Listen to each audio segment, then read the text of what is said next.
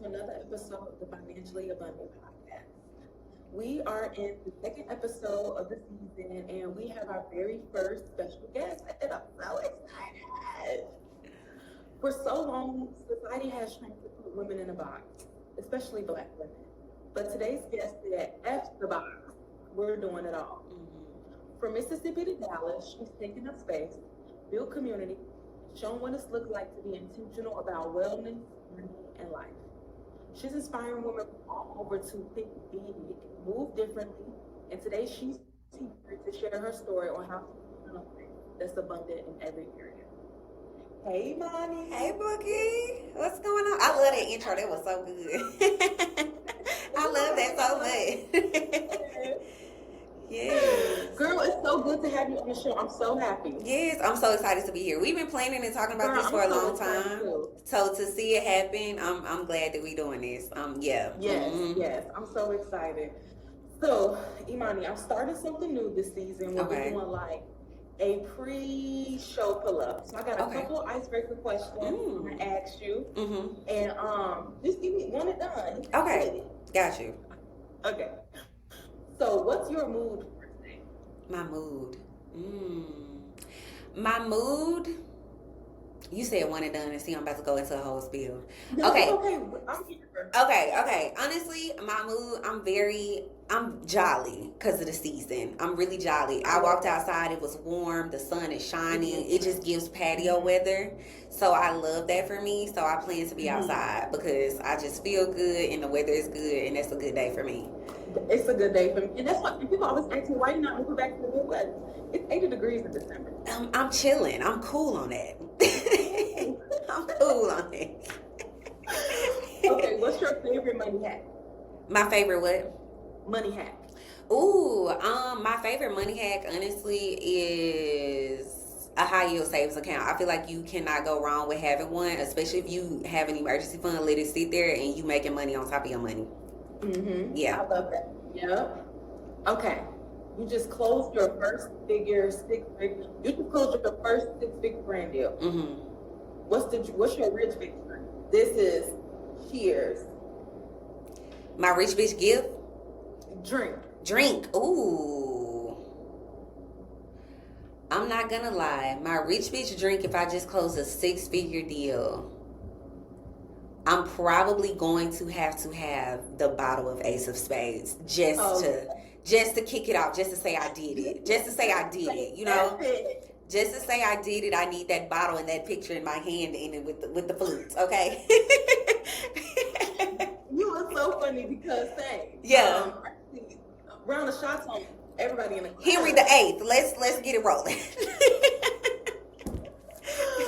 What's the last thing you purchased? Oh, the last thing I purchased actually was a little food processor for my god babies. My best friend just had twins, and they're starting solid. So that was the last thing that I bought for my babies. So yes. I love that. How old are the kids? They are just turned 5 months. 3 days ago. Yeah. So they're little babies and just exploring the world. But that was literally the best Christmas gift I feel like I got, because I'm like, that's a good gift. God mama stepping in. Boom. That's a good gift. Yeah. We love a good gift. Love a good godmama. It's a new life for me, but I'm loving it here. Honestly, I get to give the kids back, and that is perfect for me. Okay.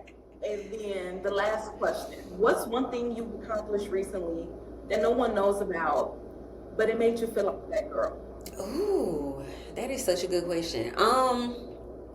To be very honest with you, I'm not a secretive person, so I share my wins and my losses as much as I feel comfortable to do so. So I think one thing that was really big for me that I accomplished, that I shared it, so I can't say I didn't share it, is that I was featured in my second publication this year in USA Today for speaking about like finances and just my financial journey. I was featured on CNN earlier this year. But to wrap up 2025 with my second publication, like, I can really tell people to Google me and I'm going to come up, you know? So I think that's really cool. I love that, Imani. That's amazing. Thank you. Congratulations. Thank you so much.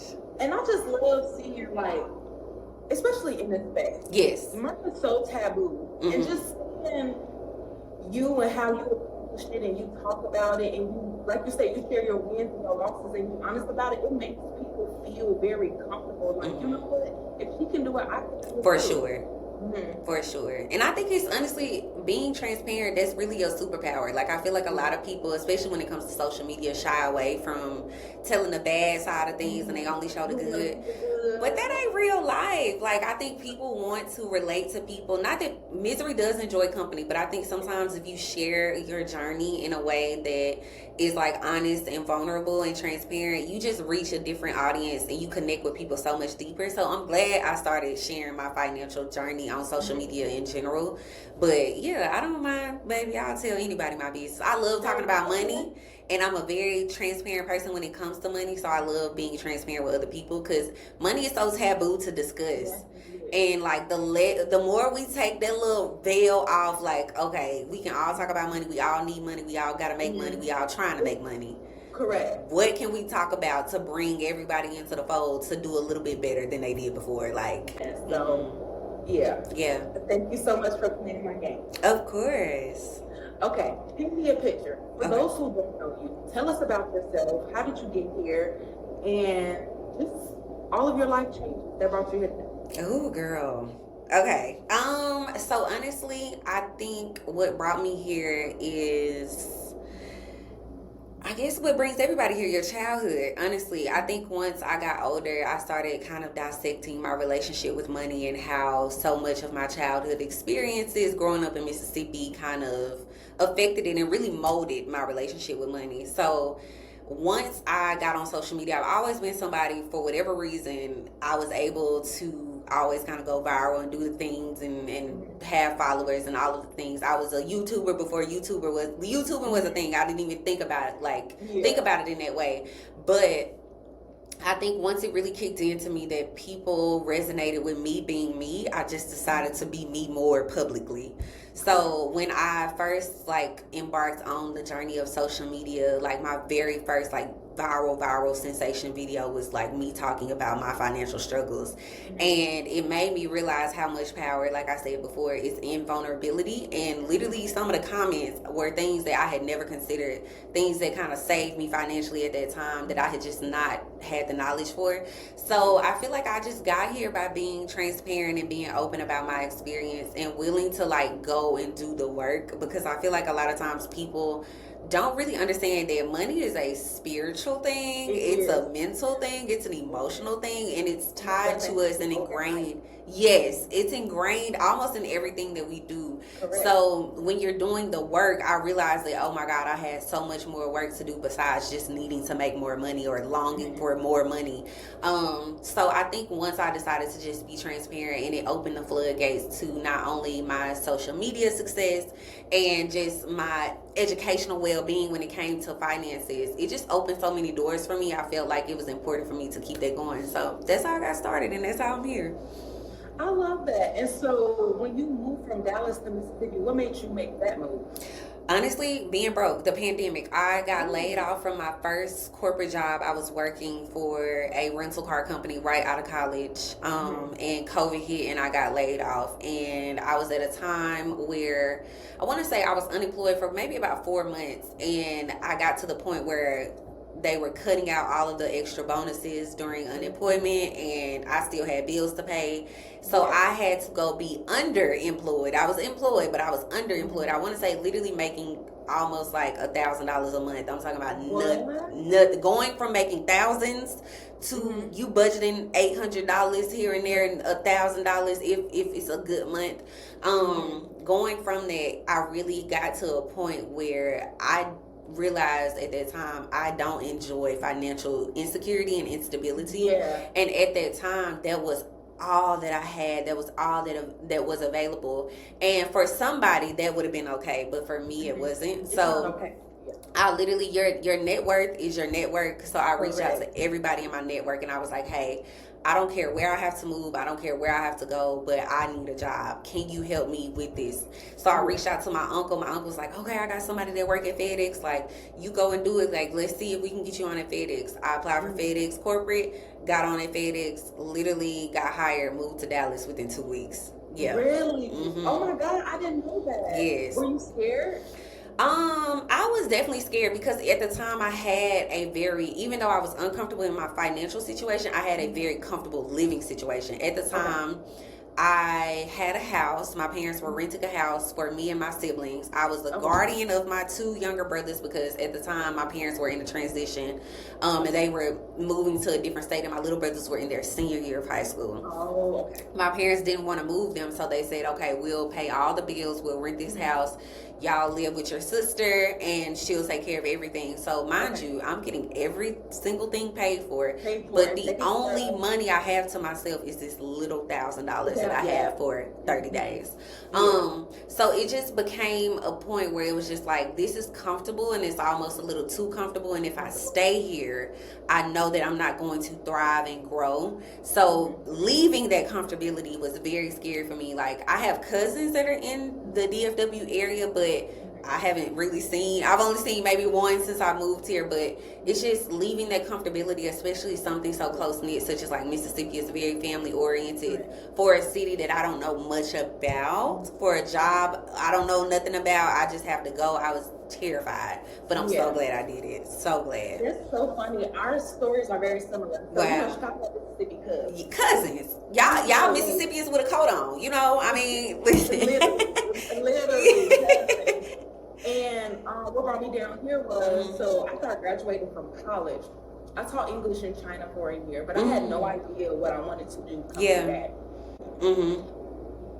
Got back to Chicago, trying to figure out what I wanted to do. My uncle helped me get a job at a tech company, and they were like, Chicago's more than Dallas. And I love Chicago, but I'm like, I just want to move to Dallas. I don't know nobody here. I have a cousin here, and I had an aunt. That's where I lived when I first moved down here. But I'm like, F it, let's go. If I don't like it, I could always move somewhere else. Right. And like you said, that was the best decision that I ever made because it taught me how to grow up. Yes. It taught me how to be responsible when it came to money and like paying bills and all of this stuff. Yeah. And it taught me like, yeah, girl, like you. When my parents were there, they was doing this and doing that, so you need to get it together. Because how you make money, but you pay check to check for money management. Yeah. So. Yeah. Okay, so you work full time and you create content. Yeah. And you run a social club. What does a real day in the life look like for you? Ooh, a real day in the life. So of course wake up, because on top of all that, I'm also a dog mom. So the first thing that I do after I get myself together is go walk that dog, because they What have kind of dog you got? Girl, I have a Cane Corso. I'm crazy. Yeah. Girl, huge. He's literally downstairs sleeping like he pay bills.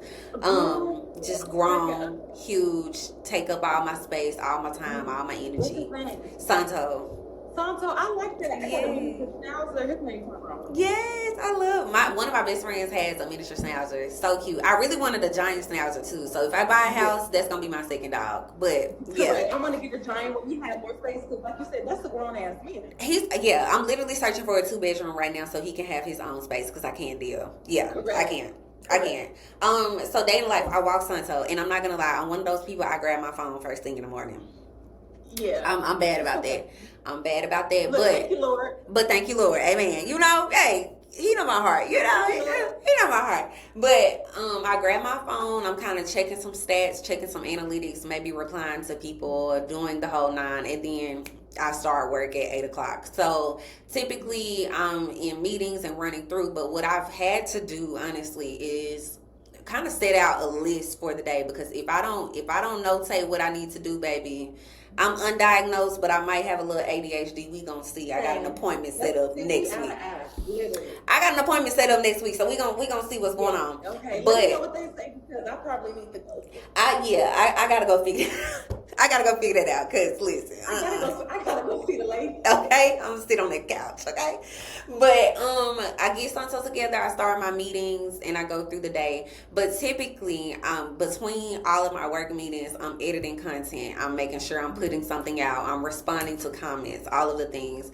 And then after that, baby, by the time the work day is done, it's time to walk Santo again, and I'm unwinding. Maybe I'm going to work out or to yoga or something of the sorts, or I'm cooking dinner. But typically, it's literally wake up, my phone, my dog, my job, my phone, eat, and then go to bed. Like, just get my life together. But that's typically the day in the life, girl. Every day. And how do you avoid burnout? Okay, so I actually just had this conversation literally with myself. So I'm on two sides of the spectrum here. When it comes to all of the things that I do for myself, whether it's content, social club, just me, I could work 40 hours straight and that would not tire me out because I'm working towards my dream. I feel like any time spent towards what I truly, truly, truly want to do is not time wasted. And I find the energy for that. Now, when it comes to work, 9 to 5, I have definitely been experiencing burnout, but it's just because I'm so busy on the back end with everything else that I'm trying to do outside of this that I feel burnt out doing something that I have to do right now. Because technically, I'm not making enough money from social media to be able to quit my full time job. And honestly, even if I was, I still wouldn't quit it. I don't know, but I need that check and I need that insurance. I can balance it. But I think sometimes just making sure that I take time for myself. Thankfully, at my job, we have a decent amount of PTO and we accrue it over time. So taking time off, and I think not over prioritizing work. If I know in my brain that I think I had to settle with the fact, and you probably can relate to this, like, coming out of something, especially when you faced a layoff before, it's almost like a shock to your system. And I think that was such a wake-up call to me that it put in perspective that, okay, corporate America is just a machine and you are a bolt on this machine, and you better turn the way you turn. But as soon as you're worn out, they gonna get a new bolt. So I think I stopped putting so much emotional like attachment towards like work and like overworking and doing too much, because in the long scheme of things, it's not rewarded. So I compartmentalize my job. I take time off when I want to take time off unapologetically, and that's just what we're doing. And I know when I need to pull back, because again, if this side of my life isn't draining me, but this side is, whatever I can do to kind of ease that as much as possible, I'm gonna do. So I'm gonna take some time off. I'm gonna take a mental health day. I'm gonna go to the spa if I need to, or I'm gonna go sit on my therapist's couch and just kind of like vent it all out and get it out. Because girl, it can get real wicked as a black woman in corporate America. And I like how you just said that corporate America, we're literally both. So whenever they're tired of us, they can take us out and replace us. Yeah, That was my wake up call. Since I've been to Dallas, I've been laid off twice. So my corporate career, I started at 23, I'm 29, so I've been in corporate for 6 years. Going on 6 years in 2020. And in those 6 years, I've experienced being laid off twice. You would think the first time being laid off, it would be like, oh, nobody cares about you. You are the only person responsible for your financial situation. But it wasn't until that second layoff where I was really impacted, like, wow, it's important to be a good steward in those seasons when you're up. Because the seasons when life happens, you already prepared for that.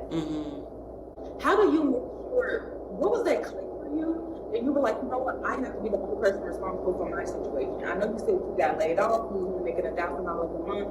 What switched for you? And most importantly, how do you stay focused and consistent even when you're not seeing progress in your goals? Ooh, okay, so I'm gonna get real deep here. To be very honest, I realized that I had financial trauma probably maybe when I first moved to Dallas, because it was a very tough situation. The money that I was making or wasn't making, I was living below the poverty line. Of course, recovering from being laid off and being underemployed, it was a tough time. I was literally scraping by. So it just taught me to figure out my relationship with money. And in doing that work, I realized that I have never really experienced financial security up until probably now. And I was very insecure financially, which meant every dollar that I saved, I felt like I was adding like a brick to my fortress. And I'm out there, nothing bad can happen to me because I have this money saved. But why do I still feel the anxiety that I feel? Why, when an emergency comes, I'm not using my emergency fund? Instead, I'm picking up extra shifts to go and do like whatever it is. So I think going through that, I basically had to realize that money is a tool. It's not even itself is not something that's going to come and save you. So I got to a point where I realized that I was hoarding money, which is why earlier when I said like money is spiritual, it's about your energy, it's about the things. I was hoarding money to a point where like I was denying myself nice things, like even things that I deserved, even things that I wanted, I would devalue them just to say like, oh well, I could use, instead of buying this $400 camera, I could put that towards this or that. But how did that make me feel? You know? So I think I got to a point where I realized that I was always somebody who liked making money. I was somebody who could manage money very well, but my relationship with money was so poor that it didn't matter what came into my hands. I wasn't a good steward of it, even though technically I was, because it was just sitting there. But because I was so spiritually and energetically blocked, nothing was good, nothing felt good enough, no increase felt good enough. So I think I just got to a point this year where I'm realizing that, okay, I've got this amount saved, like I'm doing all of these things. And honestly, I had a very strong year. Last year, I was in a situation where I wasn't paying any bills. I didn't have rent, Wi-Fi, nothing, water, nothing. So I took that time. I paid off a $12,000 credit card debt. Oh my God, that's amazing. Girl, I literally took my savings from like $1,000 and I ended up saving about like 13,000 during that time. So I paid off 13, saved 13, and just I was doing it, booking it. But it just shifted things for me where I realized that money is not going to come save you. No, it doesn't matter how much you have. It's not going to make you feel better. It's not going to make you feel safe and warm and cozy at night. Like, I know people joke about saying like money can't buy you happiness. Debatable, but you know, the money's gonna change. The money's gonna change me. I'll go ahead and let the girls know right now. The money's gonna change me. Yeah, like not in a way where I'm just like this nasty, negative person. Yeah, the money's gonna change. I pay off my parents' mortgage. Hello. My nieces go to college for free. Hello. I want to be able to clear other debts for other women because, like I said, I don't want to be a rich beauty, but you have to learn about that hoarding. Yeah. And I love how you just said that because I'm the same way. I like hoard it. And then I'm working through like financial trauma, financial insecurity, and just like I don't want people to think I'm broke, and I'm saying I'm saving money, and everybody's like, oh, you know. So like just working through those things, and I feel like when you work through those things, that's when you break through. Yeah, absolutely. And it's so necessary to work through it because there's no way. Like I always tell people when I'm explaining it, especially on social media, the currency. Right? We have the word currency. The root word of currency is current. So if you don't think that your money and your currency is based off of energy, you are lying to yourself. How do you feel? What does your like nervous system feel like when you swipe your card? Yeah. What does your body feel like when you pay a bill? Come on. Please. What are you feeling in your body when you're doing these things? What are you feeling when you experience a hardship and you have to pay money that you weren't expecting? What are these emotions and how does that make you feel? And I think I had to realize every time, and I'm telling you, one of the most pivotal things that I did was change the way that I talk. Yeah. I stopped saying I'm broke. Life and death lies in the power of the tongue. Woo. I'm in between blessings. Okay, I'm in my pre-rich era. Okay, I always tell people that. I stopped saying I was broke, and I stopped saying I have to pay this bill. I get to pay this bill. I get to pay this because that money is there. I've done the work. The money is there. The account is clear. Let me just take away this negative feeling and this negative energy I'm giving to this thing and try and spin it more positively. And I'm telling you, as soon as I did that, I literally made a habit where I would stop myself like, I have to pay. No, I get to pay this. I have the money in my account. It's there for this. I get to pay this because there are other people on the other side that don't have that money in that account and they need to pay this bill and they cannot pay it. And that's a whole different word that they got to worry about versus me just hoarding the money and not wanting to spend it. Like, no. Come on now. I really enjoy what you're saying. It's all about mindset shift because I think growing up too, especially like growing up in a church, right, where they make it seem like wanting more money means you're not getting to heaven or you're not close to God. Where he doesn't teach that at all. And I had read a book called Becoming a Millionaire's God Way, and it was like, no, just be poor or living doesn't make you closer to God. It's all about how you treat people. But God prefers to be good stewards over whatever we have. Absolutely.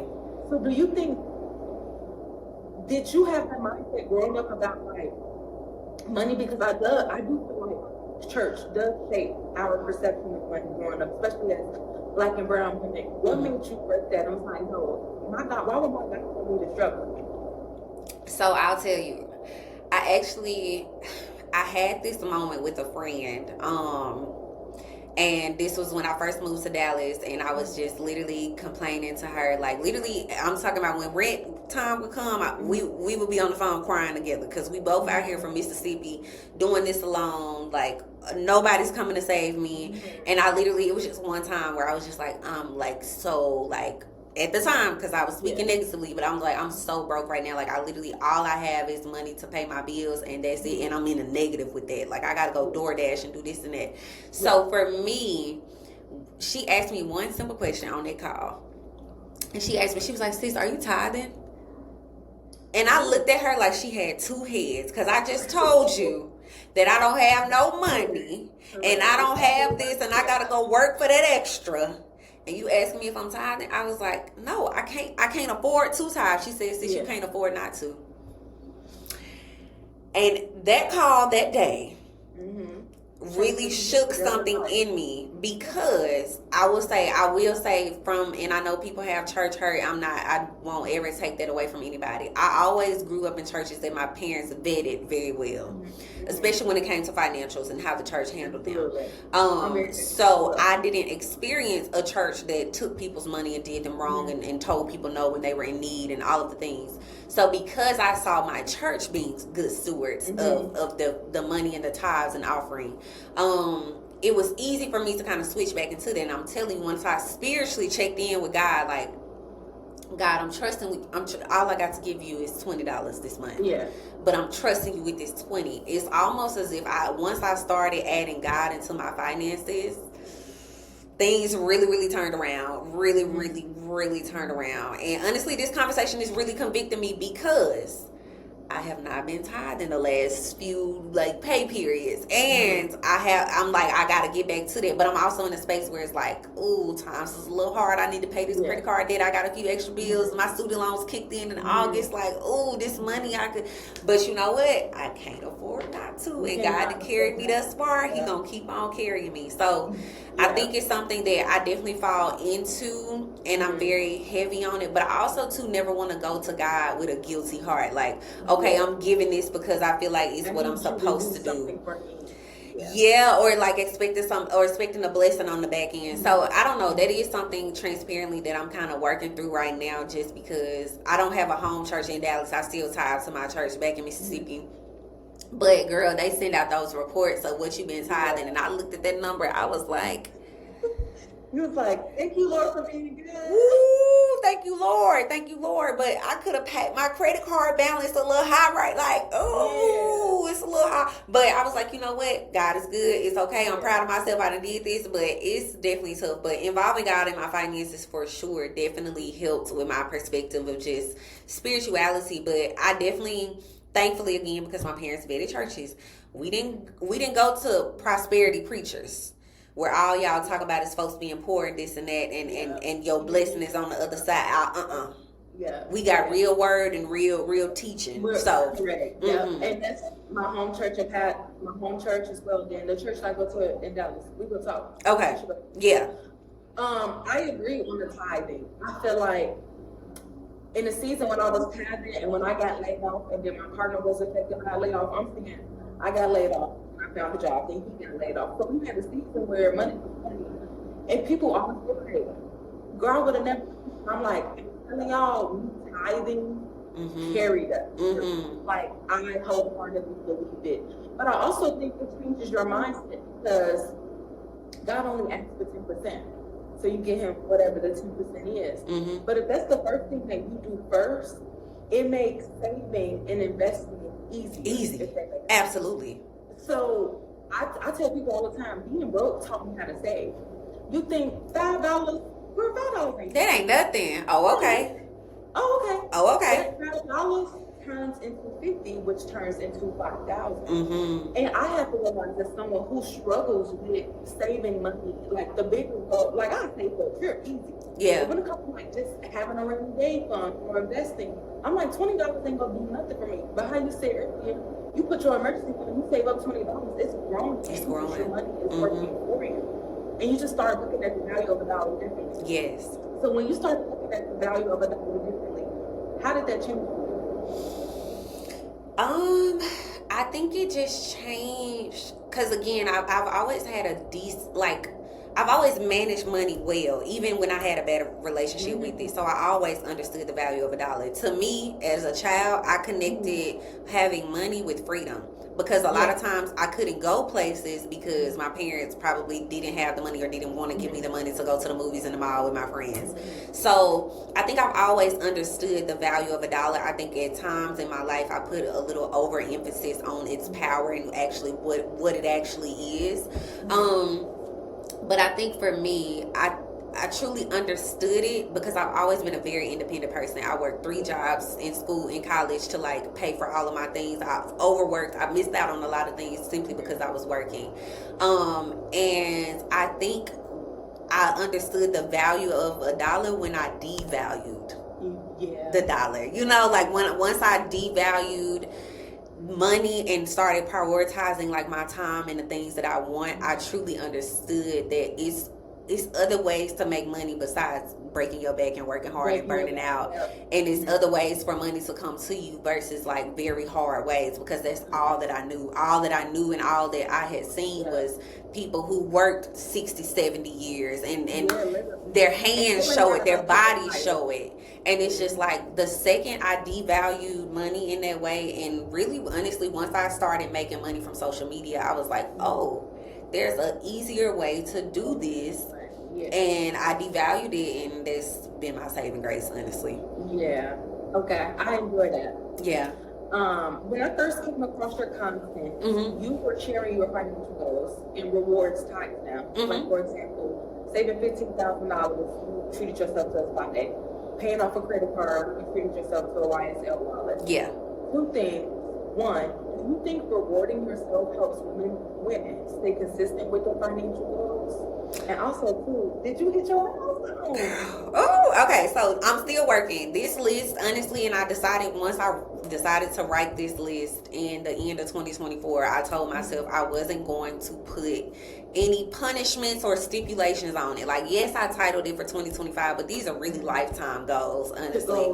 Yeah, so I'm still working on it. There are a few, and honestly, it's so crazy that you asked that, because I was looking at the other day, I was like, oh, I haven't done all this stuff like da. But I had to remember when I made that list, I set that up with a quarter and a dream. I didn't know where that money was coming from. I didn't know what was going to happen. I was just going to say that this is what I wanted. And baby, Lord, if it's for me, it's going to be for me in this season. How far you came. And I learned that too, like, stop putting timelines on goals and like decentering in it. Yes. Decentering the goals. Yeah. Because it's like, say $15,000 in a year. I'll give you an example. I'm going to just say $10,000 this year. The Lord had, baby, I was laying off the half of the year. Yeah. But you know what? I had character development. I had to slow down. I had to understand the power of, like I said, $5 and different things like that.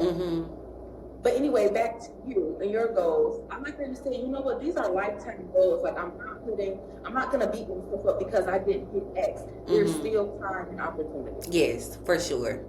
Always. So which goals did you hit? Okay, so let me look actually.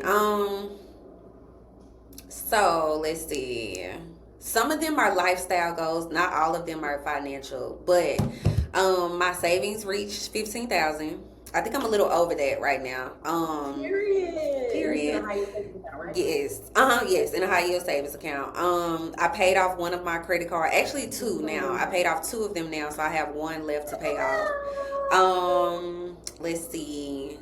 I upgraded to a travel credit card. That was one big girl Okay. thing that I wanted to do this year, so I did do Yes. that. Period. And another thing, just which was a lifestyle goal of mine too. Actually, I wanted a 4-figure brand deal, and I was gonna reward Okay. myself with that. So I did that 3 times this year. So I'm like, okay, girl. Oh, And then I sold out a ticketed event for my social club. I So love yeah, that. I'm working through. I'm like, I need to look through this and Girl, see like round what's of going on. applause. Let me make that Baby, That's amazing. I'm so happy for you. thank you. Do you think setting up that system, like I will reward myself, do you think that made you be more consistent in achieving said goal?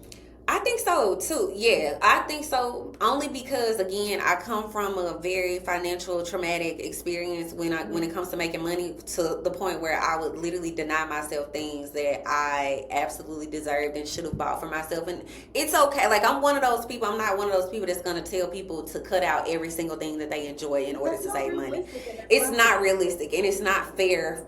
It's not fair. It's just not it. I hate when people do that. So personally, when I was living like that, I realized like I wasn't really happy and I wasn't really enjoying it. So in order to exercise the muscle that it's okay for you to spend money on the things that you want to spend money on, even though you're not in the perfect financial situation, which for me, I don't know if there ever will be a perfect financial will be situation. never, So it's like, never. you don't even know what that is. You don't even know what that feels like. But okay, maybe if you set a little goal and you give yourself a little reward, you'll be more inclined to not only break the habit of denying yourself bad things, but also achieving something amazing in the same breath. Yeah. So giving myself something to look forward to and something to work towards to just brought out the competitive side of me. Like, I'm competing with myself, like, oh, okay, I can do this, I can do that. So it not only did I make it fun, but I also kind of made it like a practice for me to just undo the financial trauma of me like not buying nice things for myself or doing nice things for myself.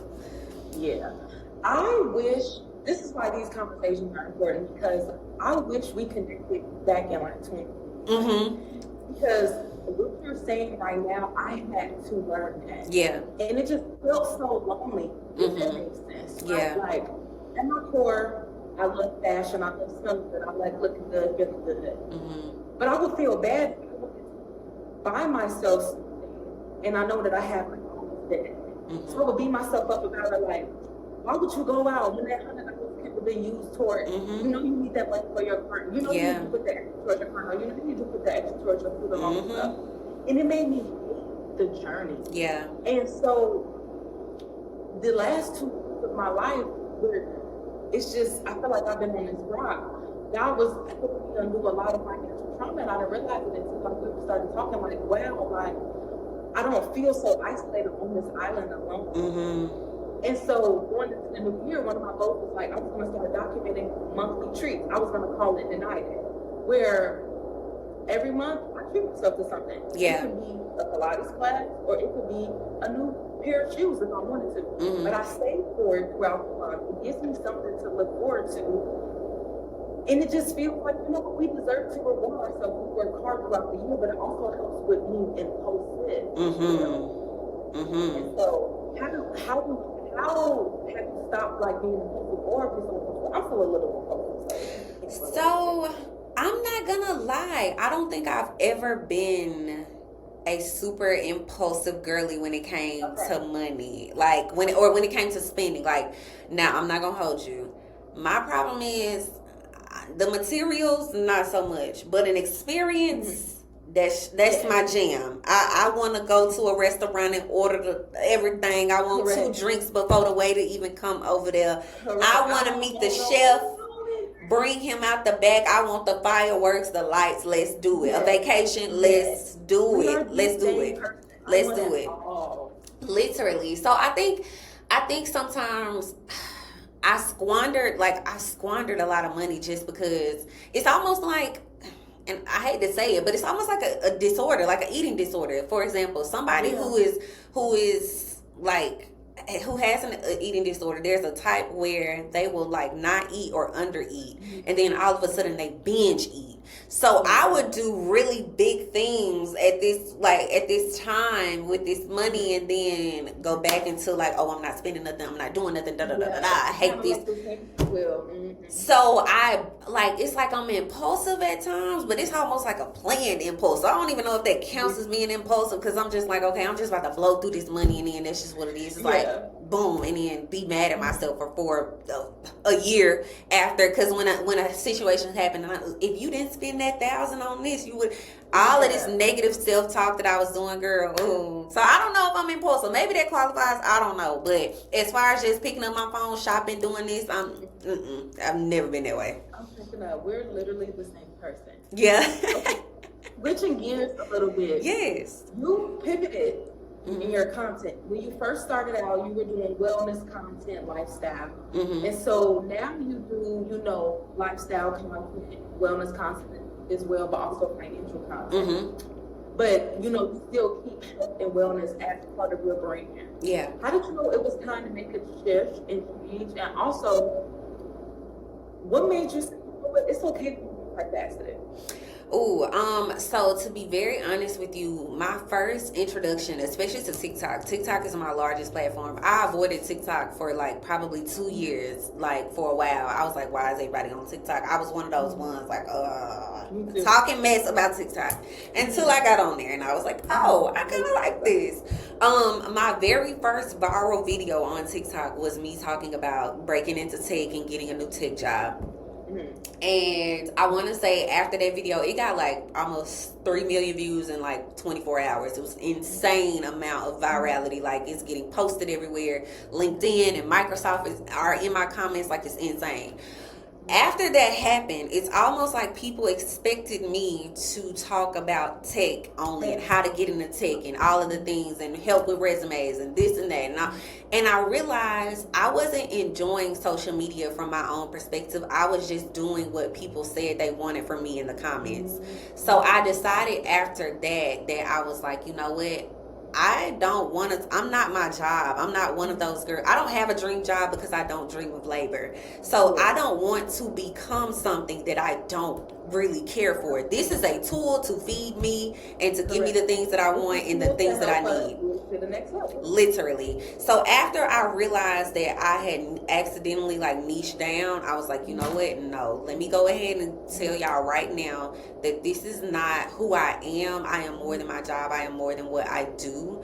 And to be real, I just shared this moment. I wasn't really expecting it. So once I realized that wasn't going to serve me, that's when I made the pivot, and that's when I started just posting everyday lifestyle stuff, wellness stuff. I didn't get really into finance content probably until maybe 2022. Actually, I think I started finance content pretty early on, but I feel like I've been doing it for so long I can't even remember. But I know I did not start out with finance content at first. It was really very much like posting just day in the life, them low exposure videos and like Sunday recess, all of that stuff. And then I realized like, no, I got more personality, I got more to share, so let me diversify this real quick.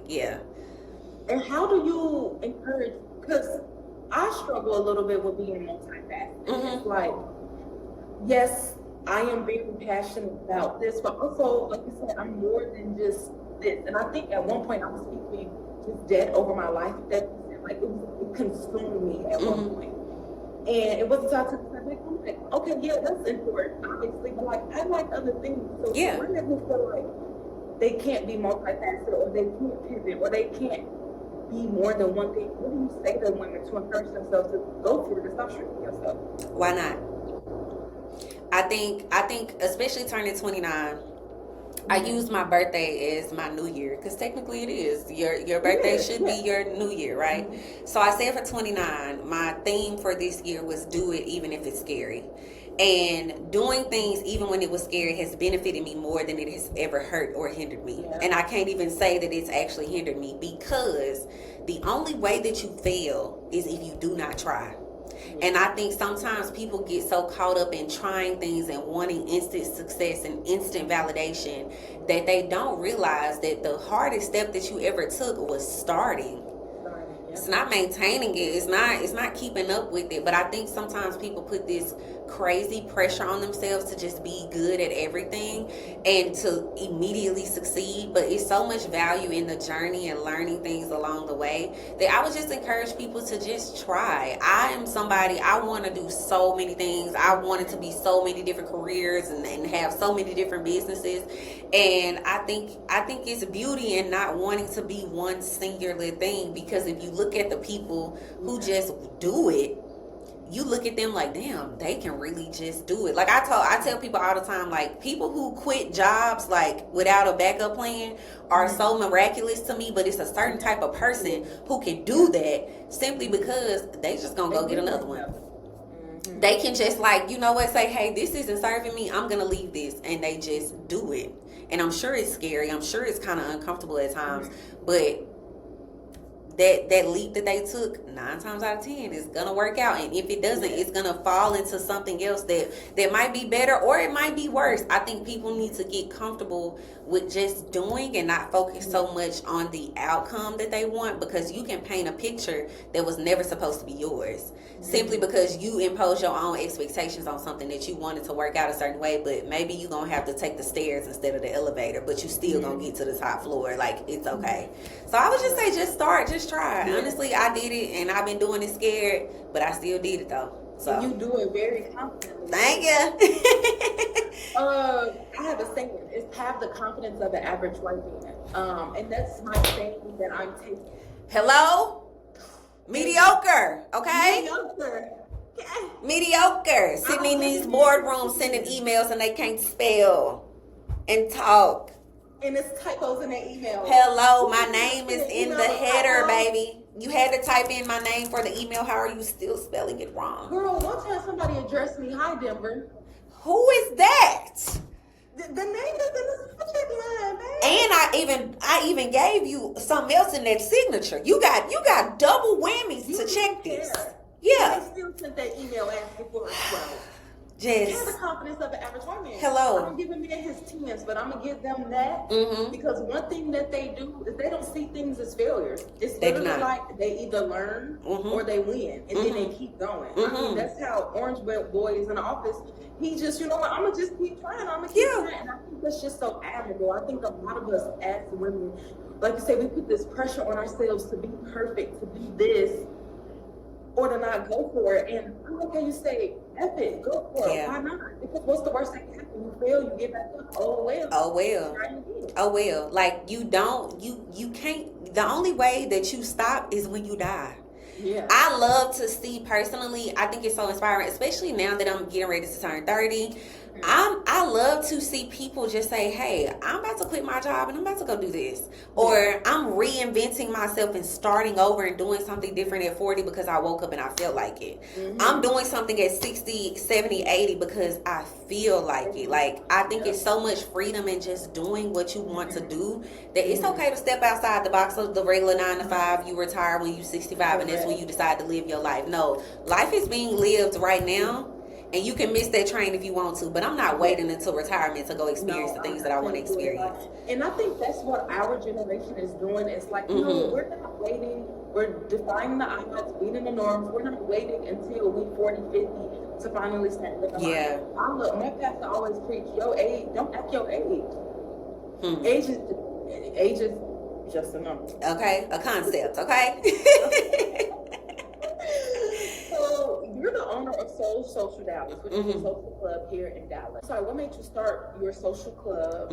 What gaps did you see that needed to be filled, and how has your journey to entrepreneurship been?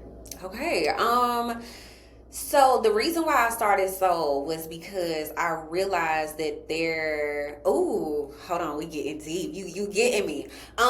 So actually, let me rephrase that. I started Soul because I used to battle with God, even though, baby, I used to battle with him like, okay, what's my gift? What's my gift? I can't sing. We sisters.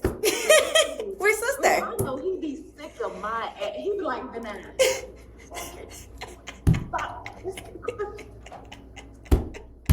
Baby, I understand.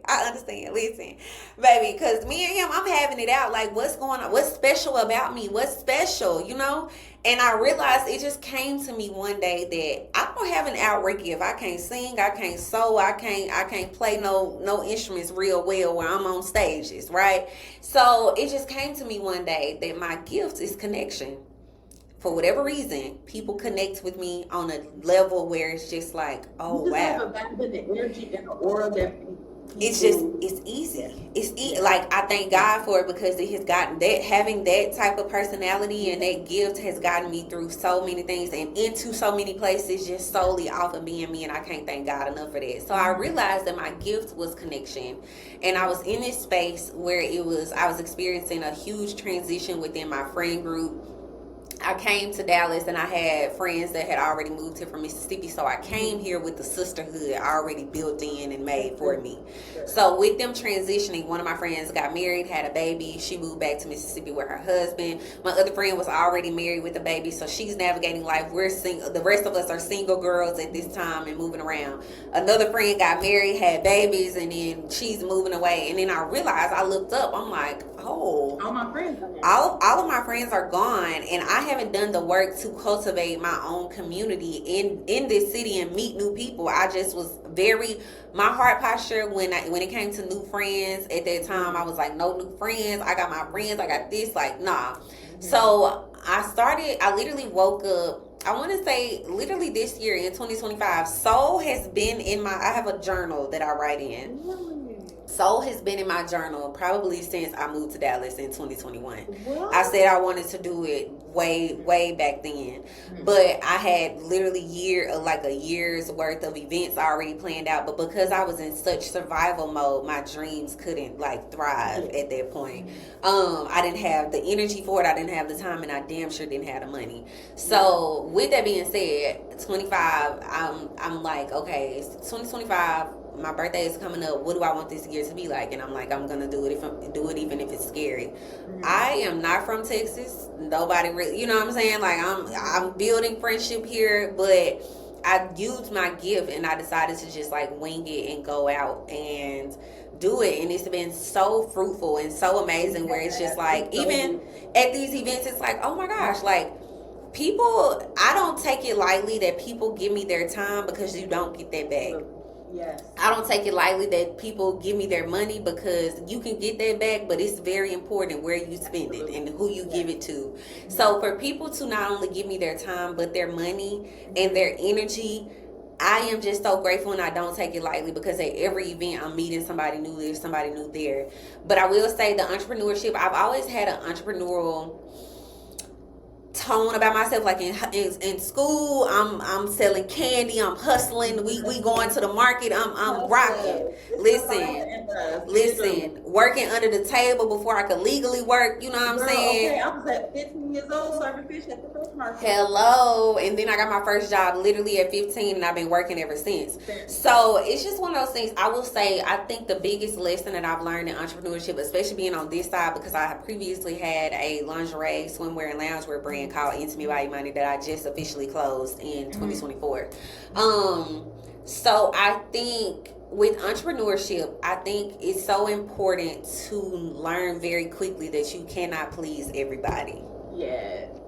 And I had to kind of let that idea go because, again, I'm like, God, this is my gift. This is my gift. Like, why is this person not receiving this gift? Sometimes you ain't meant to. That's not your job. So I realized that not to take it personally because things can happen. And especially when it comes to events, that stuff literally, you are responsible because it's your name in your face, but so many things can go wrong that have nothing to do with you, that are out of your control, that I've just had to realize that you can't make nobody happy and sign some contracts. And after that, you did your best, and that's okay. But I think just giving it a good shot and definitely trying it and winging it has definitely paid off, and I'm so glad I got started. I'm so glad too. And I've been here again. We were there yesterday. And we had a ball, and just even, we're missing community. Yes. We don't have community. The men are not on the grill. You're on the grill. You need to make a hamburger. Yes. In the summer. And your slides. And your clackers. Okay? Correct. Yeah. But, and I love it because you're bringing, Dallas is one of those cities where like a lot of people transplant. Yeah. And so it's so hard, even as adults, like making friends. And so I love the social club because you get to meet people from like all over in different walks of life. And for what advice do you give anyone who wants to start their entrepreneurship, start their business? Because you just said you had a swim line, but you ended up closing that. So what made you realize, okay, this has come to an end. It is nothing wrong with this. We did it. Let's take what we learned here and put it into our next business. I think like I said before, being okay to try. Like, you have to get comfortable trying. A lot of businesses fail before a lot of entrepreneurs fail before they get that one successful business that works out for them. So I think when it came to, especially with my lingerie brand at that time, that was when I was kind of basking in my journey into womanhood. Like, I literally woke up and realized, like, oh, I'm not a little girl anymore. Like, I'm a grown woman. Like, I need to tap into this. And I think personally, this is just me personally, I think when you have an emotional attachment to what it is, what business you are doing, what your business is, whatever entrepreneurial venture you're going after, you have to have your heart in it in some capacity in order to successfully run it and scale it. Because it's a lot of people in business that don't care about the business that they're in. And I think that honestly, as a consumer, people know that. I think people can tell, honestly, when you don't really care or have love for the business. So I personally would just say, like, love what you do, but also be okay with what comes with that. Because again, I started that business literally 2020, middle of the pandemic, for my birthday. For whatever reason, I'm always starting businesses around my birthday. I launched it on my birthday.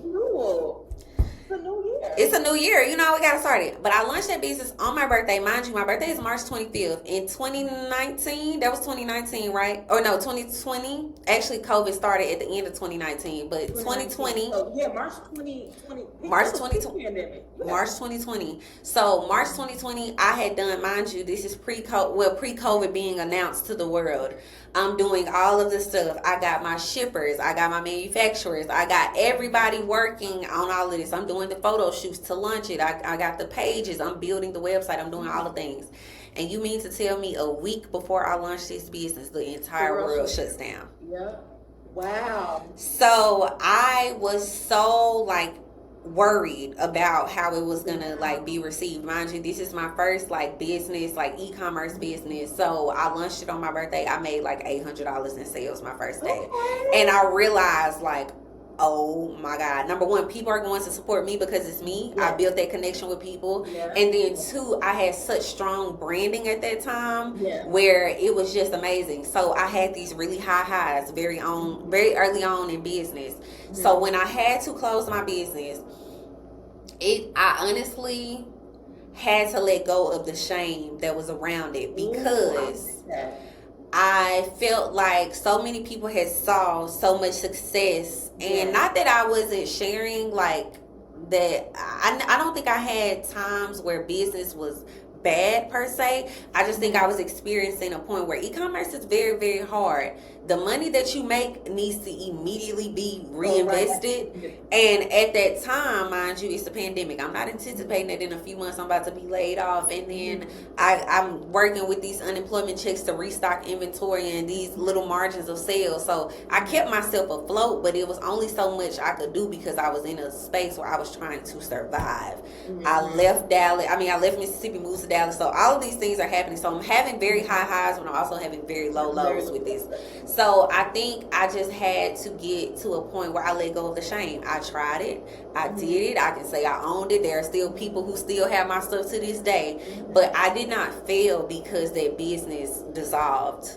And I didn't fail because I had to let that go. It taught me so much in that season that prepared me for what I'm doing now. And even this is probably preparing me for what I'm going to do later. So I think letting go of that shame and giving myself the room and the space to grieve that business and grieve that idea, and just, like, be transparent about, like, being sad about having to close it, but also realizing that that wasn't serving me in that time and it was draining me. It became a little too hard for me to maintain it. It became a bother. I didn't. I had to just go ahead and let it go. So Let it go. I'm glad that I did, but I'm also glad that I just let the shame like go and free myself of that for sure. I love how you just said let it go of the shame. I feel like a lot of us, especially me, I hold on to shame so much. So funny, just like you, when I first started my podcast, I had highs, like paid off my credit card, emergency fund, I was moving in the right direction, and then life happened. And I racked up credit card debt again. This time, way more because I was so distraught about what was going on. A part of it was I needed to feel better now. But then the shame came with that. And so I was just like, F it, I'm not going to create content, I'm not going to do this, I'm not going to talk about it. And that shame can keep you there. Yes. So what made you just let go of the shame, let go of the guilt? How can women let it go, pivot, and just move on to the next? Obviously grieving, because it is a loss. It's disappointed. You want it to work, it didn't work. But how can we start moving forward, going into the new year? Have a better way. So I'll tell you this because I'm somebody who deals or who has processed like shame. Just in general like situations, I would carry shame like it was a badge of honor. And it wasn't until I think I was listening to a sermon about it that really just like freed me from that. But when you sitting in shame, it's almost disrespectful to God. Because if you have gone to him and asked for forgiveness, or you are aware and you've confessed and you've gotten the convictions and you've done all of these things, why are you punishing yourself harder than he would? And it heavy. And when you sit and you think about it, after I just thought all of these things and I'm feeling all of these emotions in my body, and I'm sitting here and I'm soaking and all of this shame and this guilt is on me, what just happened besides that happening? Nothing happened. Nothing happened. You feel even worse. And for what? So I think once people begin to work through forgiving themselves for things and truly beginning to like let go and just checking your thought process, I think it just helps in general. Because again, I still deal with it. But also too, I think shame is a natural emotion, and I'm not saying that you can feel it, but give it a time. Give it a time. Like, okay, shame, you got to get up out of here at 3:00 on the dot.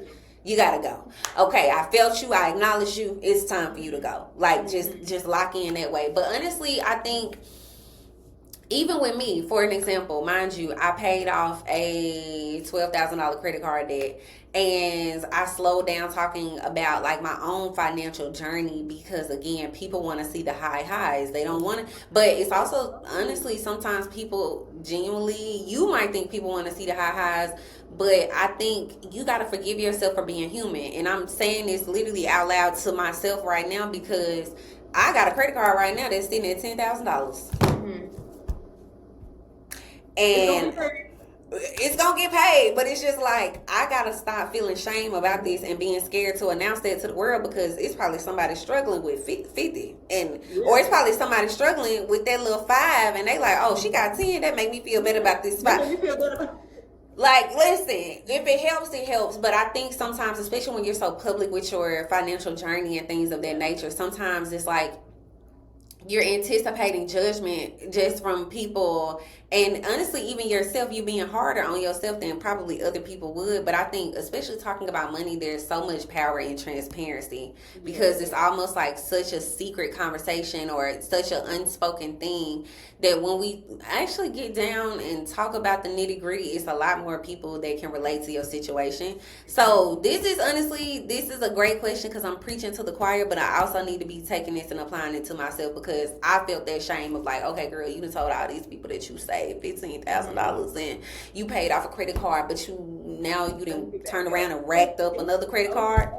Yeah, but like you said, it's so much power in the transparency. Like, literally create a scenario in my mind and have anxiety about this scenario that I created. And she told me literally, I think our last therapy session, she was like, today is December 3rd. You are not focused on December 3rd. You're focused on November 17th, 2030, and we not even there yet. What is happening in your present, in your reality right now? Yeah. And checking in and checking myself in them moments where I'm like, okay, girl, you feeling anxiety about this? Like, literally, to your point, I said one of my goals was I've been to like pay like an extra $1,000 like on my car. Like I really said I wanted to pay my car off early. I'm projected to, I think my natural date was like projected for like August of 2027. 2027. Okay. So I got it down to March of 2027 or May. I think it's May of 2027.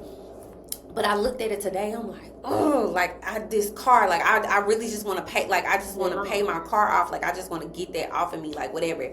And I was thinking to myself, like, you know what? Nobody's coming to get my car. No. I don't have to worry about whatever it is that my mind is trying to tell me. Like, it's okay, and it's still, I still should celebrate being able to pay my bills. Correct. Because there were times where I did not have the income coming in. And even in that time, God carried me. So why am I complaining right now? Like, what am I worrying about? Like, and honestly, when you really start talking about it, and I know the saying is like misery hates company, but I'm not gonna hold you. Sometimes when I get real with other people with their finances, I be sitting back like, okay, girl, I can relax a little bit. Like, woo, I can breathe a little bit. Like, okay, we all going through this. We all got something going on. Figure it out. It's everybody first time on earth. Like, it's everybody first time doing life. I say the same thing. Girl, it's my first time living. It's our first time living. Say first time. It's everybody first time. We figuring all this out. I'm not gonna lie, like hearing you saying like, then I just let go of the shame. I know some people will be able to relate to that. Yeah. Let it go. It is what it is. It is what it is. The fact that you have another chance and another opportunity tomorrow. Yeah. That's all you. That's all you need. Making the steps. You're a human. We're not trying to be perfect. We are works in progress, and we're gonna keep. It's not about perfection. It's about progression. Yeah. How you just saying, you know what? Okay, I put money back on the credit card, and I'm in a position to know that if I wanted to put in $10,000 right now, I could. 5 years ago, could not do that. I wouldn't do that. And I just thank God for the progress. No, for real. Made, not only financially, that's just a tenth of that. Your mindset, your health, your wealth, how you think, how you act, how you move. You can't put a price tag on it. Yeah. Yeah. Yeah. Okay, so we're winding down. I got more questions for you, and then we're going to do a rapid fire. Okay. I love thinking of you. That's like yes. a TV show. If you could talk to the version of Imani that first moved to Dallas, December 2025, what would you tell yourself? Ooh, I would tell her to stop going back to what's comfortable and embrace the unknown. I think I was very much stuck on what was familiar to me at that time, and I did not embrace what was unfamiliar, and it led me to a lot of things and situations that I probably shouldn't have been in just because it was familiar to me. And I think I would have just embraced myself more and prioritizing what it truly was that I wanted, or even leaning into figuring that out. I think I overextended myself a lot in that time for other people, and I really didn't prioritize myself and the things that I wanted, and I didn't really speak up for myself because I was very much non-confrontational, and non-confrontation that just don't ever work out. So I would just say get familiar with being unfamiliar, like with something, and it's okay to not know everybody and not know everything, but it's okay to go find out what that is. I love that. So what's next for you? Financially, social life? Honestly, what's next? I would say financially, my biggest like focus is definitely my credit card and paying off my car. But next after that, while working in the meantime, is my student loans, because it's like I have been paying my student loans. I just started back in August. My payment started. And I've been making these payments, and I went to go check my account. Why is my balance higher from when I started paying on this? And I'm looking at this like, okay, I'm just gonna have to stop looking at this and just pay them their money and just figure it out. it was stressful. Girl, you preaching to the choir. I'm- Because I have both private and federal. Ooh, yeah. Baby, when I tell you I'm throwing a debt-free party, Girl, when I say I'm gonna party like it's I need to 1999, make some catfish. I'm gonna party like it's 1999 in the 2000s. Okay, I'm getting down to the floor with it. And once I pay that, ooh, down to the flow. Okay, so that's what's next for me financially. I want to say, I guess socially and just personally, I think just cultivating more friendships and more connections and kind of diving into that. But I really want to get into more elevated events and things of that nature. But I don't know. I want to dip my toe in a few things. So I don't really know what the future holds. But I will say that I'm embracing all that comes. I don't think I'm in a space where I'm saying no to any opportunity. It's either going to be a lesson or a blessing. And we're going to see on the other side. So, I'm so excited to continue to watch you grow. Yeah. And just be there, like, as a friend, like. Yeah. Thank you.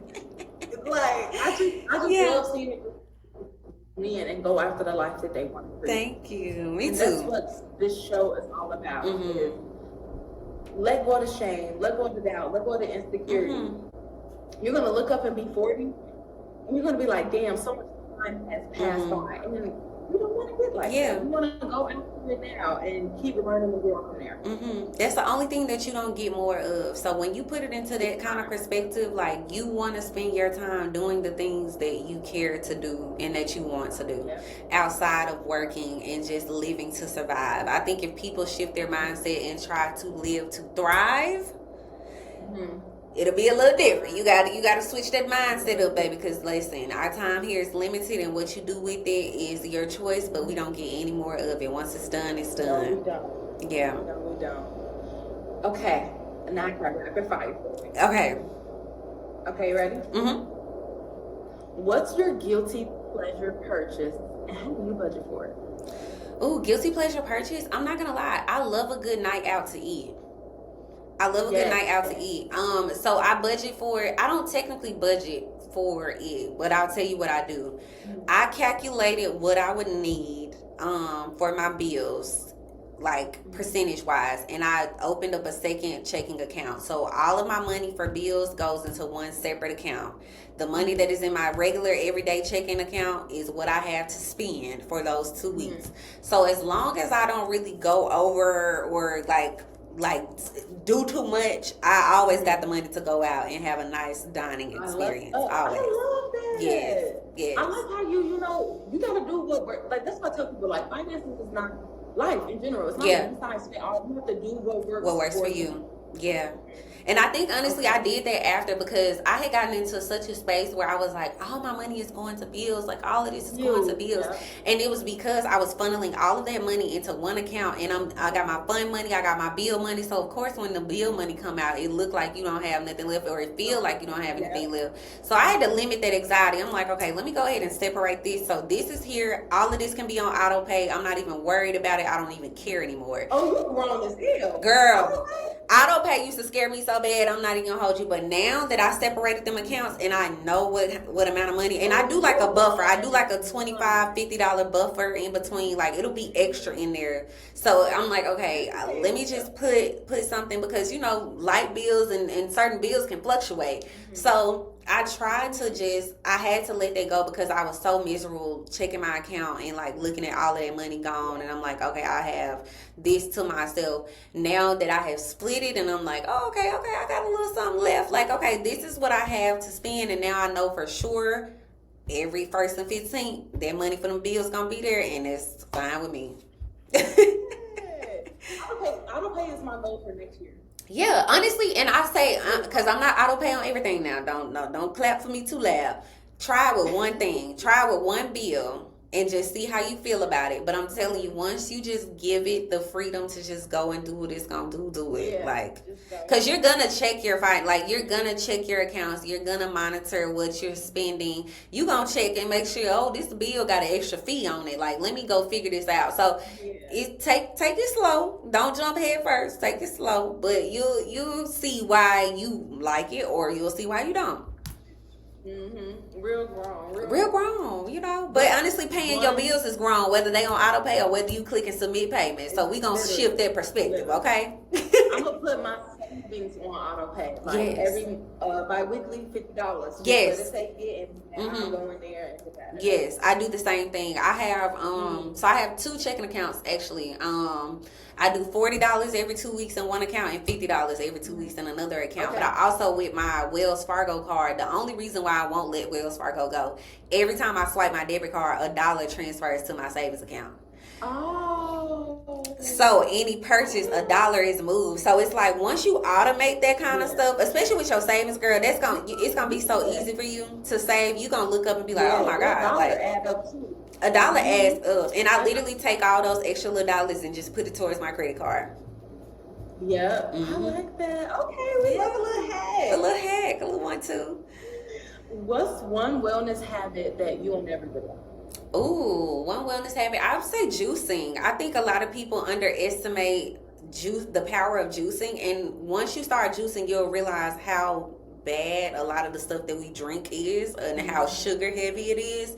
And once you actually have real cold pressed juice from like fruit and vegetables and things, other juice just becomes a little too sweet for you. I realized, like, hold on now, 30 knocking, and I be having to put water in some stuff. Like, hold on, it's a little too sweet for TT. It's going, y'all taking me too, how much, I get to reading labels, like, what's in this? Have you had a Sunny Delight as an adult? Ooh, can't do it.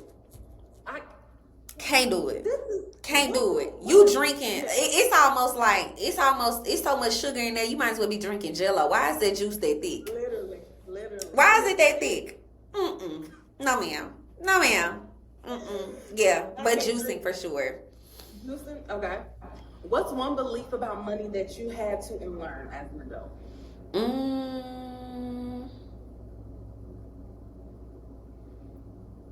That I had to unlearn. Okay, I'm gonna tell you what I had to learn. I had to learn that money is a tool. Because I put a lot of emphasis on money granting me like my freedom or my safety or my security and making me feel warm and cozy at night, and it's literally just a tool.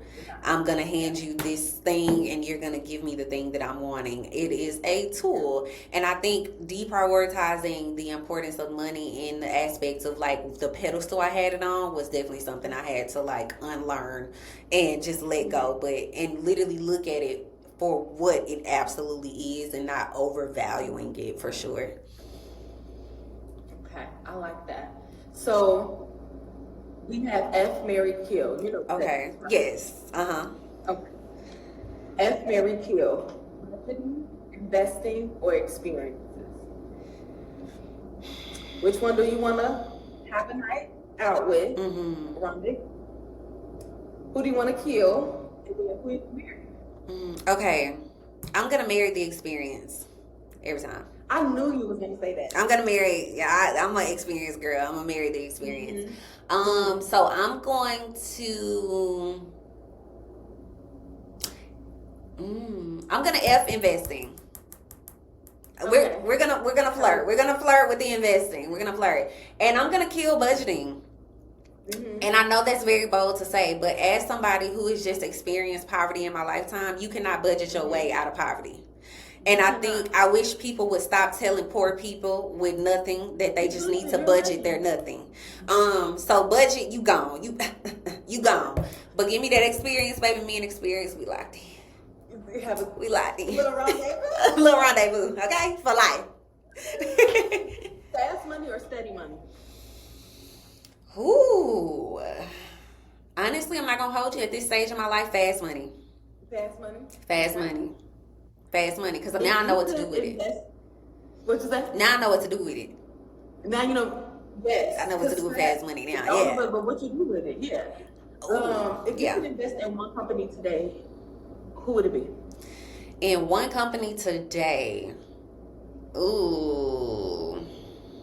To be real with you, the only company that I invested in pretty heavy this year was Nvidia, and it paid off. Girl, It paid off, sister. I'm not even gonna hold you. And it did. And let me tell you, they set the record, and it's crazy because he actually came and spoke at a conference that my job sent me to. Really? So I didn't realize at the time, NVIDIA that company has made the most millionaires out of any company with their employee stock purchasing program in the world.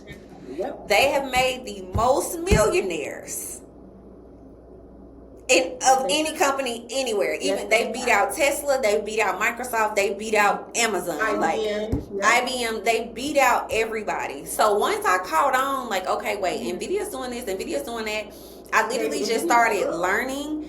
I wish, honestly, this is something I'm gonna have to get back into. I was automating. I set up a time where I was like investing in NVIDIA $10 every 2 weeks on Cash App.